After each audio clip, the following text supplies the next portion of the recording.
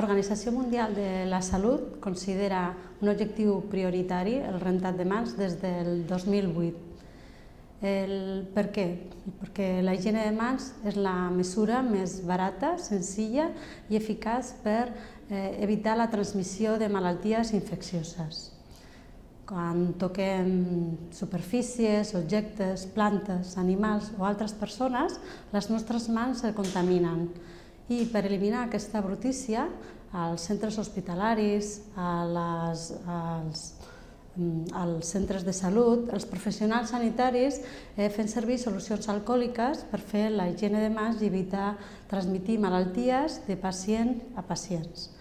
Què hem de fer en la nostra vida quotidiana? Ens hem de rentar les mans amb aigua i sabó de forma convencional, com ens van ensenyar les nostres mares i les nostres àvies, perquè d'aquesta manera millorem la nostra salut, evitem infeccions com la grip o infeccions de la pell, infeccions de ferides o malalties gastrointestinals com el síndrome diarreic. Un petit gest, rentar-se les mans, pot millorar la nostra salut i de les persones que conviuen amb nosaltres i inclús pot salvar vides.